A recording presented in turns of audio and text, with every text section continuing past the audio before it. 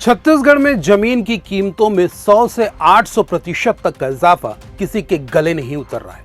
विष्णुदेव सरकार ने हाल ही में जो नई कलेक्टर गाइडलाइन जारी की है, उसके बाद सरकार के खिलाफ आक्रोश 2 गुना तेजी से बढ़ रहा है।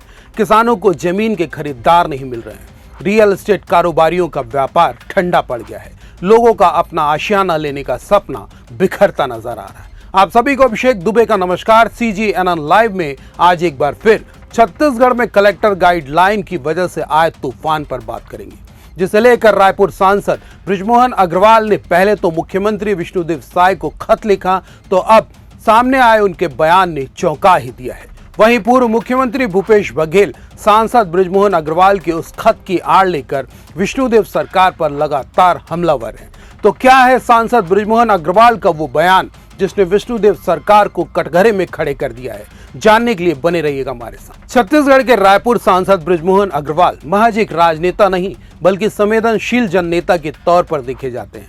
गरीब जनता, छोटे व्यापारी, बड़े कारोबारी, संविदा कर्मचारी हो या फिर अधिकारी, सांसद बृजमोहन से हर किसी की अपेक्षाएं जुड़ी हैं। वजह वे लोगों की तकलीफ को समझने के साथ मामले की गंभीरता को भी समझते हैं और समस्या के समाधान के लिए तत्पर रहते हैं।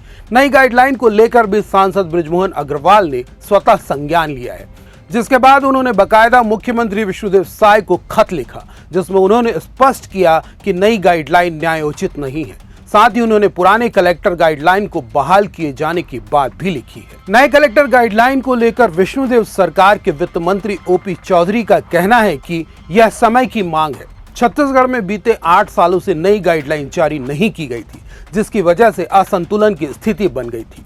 वित्त मंत्री चौधरी का यह भी कहना है कि पुराने गाइडलाइन के बावजूद छत्तीसगढ़ में करीब 68% रजिस्ट्री कलेक्टर गाइडलाइन से कहीं ऊपर हो रही थी, जिसकी वजह से राजस्व हानि का सामना सरकार को करना पड़ रहा था। किसानों को सही मुआवजा नहीं मिल पा रहा था। आम लोगों को लोन लेने में दिक्कतें आ रही थी।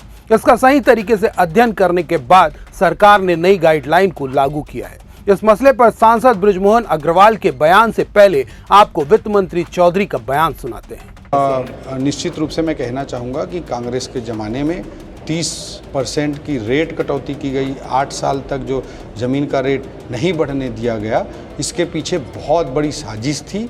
इनको दारू का पैसा, इनको कोयला का पैसा, इनको महादेव सट्टा का पैसा, इनको ज़मीनों में खपाना था। इसलिए 10% की रेट पर ही ये ज़मीनों की खरीद बिक्री कर करके ज़मीनों को इकट्ठा कर रहे थे। मैं कहना चाहूँगा कि अगर कहीं पर ज़मीन का अधिग्रहण होता है तो ज़मीन का गाइडलाइन रेट कम होता है तो किसान को नुकसान होता है। होम लोन लेने के लिए मध्यम वर्गीय व्यक्ति आता है तो उसको तो कच्चा पक्का करना नहीं होता। गाइडलाइन रेट कम होता है तो उसको होम लोन नहीं मिल पाता है। इस तरह की परिस्थितियों का सामना करना पड़ रहा था। उस दिशा में लॉजिकल निर्णय लिए गए हैं। ये 1-2 उदाहरण दे रहे हैं। 1-2 उदाहरण कहीं का टेक्निकल कुछ हो सकता है, उसको निश्चित रूप से ठीक कर लिया जाएगा। बट कमोबेश जो 99% जो काम है वो मध्यम वर्गीय के होम लोन लेने की दृष्टि से, किसानों के मुआवजे की दृष्टि से और ओवरऑल रियल एस्टेट रिफॉर्म की दृष्टि से आदरणीय मुख्यमंत्री जी के नेतृत्व में सरकार ने बड़ा और महत्वपूर्ण कदम उठाया है। वित्त मंत्री OP चौधरी विष्णुदेव सरकार के अंग है, लिहाजा सरकार के हर फैसले को वे सही बता रहे हैं। पर भाजपा के सांसद होते हुए भी बृजमोहन अग्रवाल नई गाइडलाइन को लेकर ना तो वित्त मंत्री चौधरी से इत्तेफाक रखते हैं और ना ही सरकार के इस निर्णय का उन्होंने स्वागत किया है, बल्कि उन्होंने साफ लफ्जों में कहा कि सरकार असमंजस की स्थिति में है। उन्होंने खत के माध्यम से जहां विष्णुदेव सरकार को फैसले पर पुनर्विचार किए जाने का सुझाव दिया है, तो अब बयान में भी उसी बात को उन्होंने दोहराते हुए और क्या कहा वह आपको सुनाते हैं। सरकार है और हमारी सरकार में एक ऐसी असमंजस की स्थिति पैदा हो गई है कि जमीनों के गाइडलाइन दर में 100% से लेकर 800% तक की वृद्धि वित्तीय वर्ष के मध्य में कर दी गई और उससे पूरे छत्तीसगढ़ में बहुत ज़्यादा असंतोष पैदा हुआ है और आम नागरिकों में इसको लेकर बहुत ज़्यादा परेशानी खड़ी हुई है।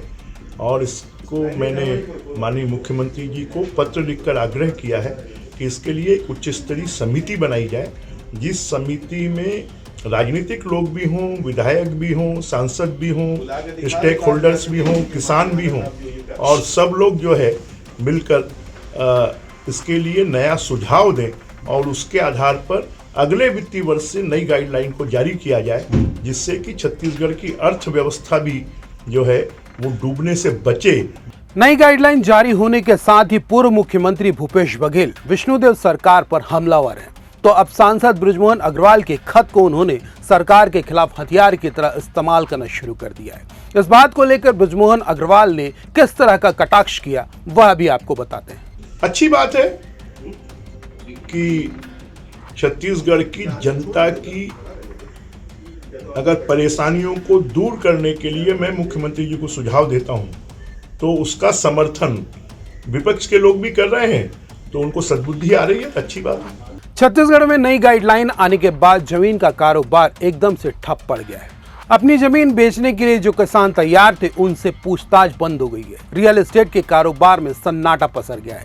रजिस्ट्री दफ्तर में वीरानी सी छा गई है। दो राय नहीं कि यदि हर साल गाइडलाइन को अपडेट किया जाता तो असंतुलन की स्थिति का सामना अचानक नहीं करना पड़ता। तो दूसरी सच्चाई यह भी है कि विष्णुदेव सरकार ने एक मुश्त 8 साल की खाई को जिस तरह से भरने का प्रयास किया है उसका विरोध भी निश्चित है। इस पूरे मसले पर आपके विचार क्या हैं? कमेंट पर बताइएगा और लाइक, शेयर, सब्सक्राइब से परहेज मत कीजिएगा। नमस्कार।